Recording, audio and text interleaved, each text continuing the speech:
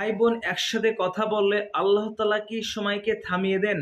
আমি একটি ভিডিও দেখলাম, সেখানে একজন ব্যক্তি বলছেন ভাই বোন একসাথে কথা বললে নাকি আল্লাহ তাআলা বা ফেরেশতা সময়কে থামিয়ে দেন। এটা একটি মিথ্যা কথা। এটা একটি মিথ্যা কথা। এর কোনো ভিত্তি নেই।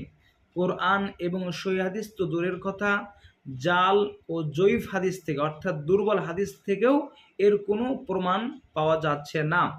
তাই মিথ্যা কথা বলা থেকে সতর্ক থাকুন, সাবধান থাকুন। মিথ্যা কথা বলার ব্যাপারে আল্লাহ তাআলা বলেন, যারা মুমিন তারা মিথ্যা সাক্ষ্য প্রদান করে না। সূরা ফুরকান আয়াত নম্বর ৭২। তোমরা মিথ্যা কথা থেকে বেঁচে থাকো। সূরা হজ আয়াত নম্বর ৩০। নিশ্চয় আল্লাহ তাআলা সীমালঙ্ঘনকারী মিথ্যাবাদীদের সঠিক পথ প্রদর্শন করেন না। সূরা মুমিনুন আয়াত নম্বর ২৮।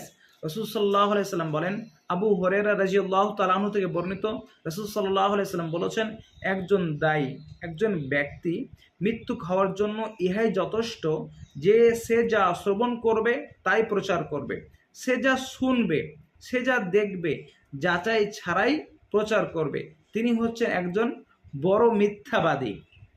মুসলিম মিসকাত হাদিস নম্বর ১৫৬, বাংলা মিসকাত ১ নম্বর খণ্ড হাদিস নম্বর ১৪৯, কিতাব ও সুন্নাহকে আঁকড়ে ধরা অনুচ্ছেদ। তাই আমরা কখনো কোনো ভিডিও দেখে প্রচার করব না যতক্ষণ না যাচাই বাছাই করব, সেটা কোরআন হাদিসে আছে কি নেই জানবো, তারপরে প্রচার করব।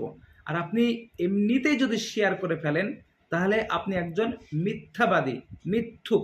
আর মিথ্যুকের ঠিকানা জাহান্নাম।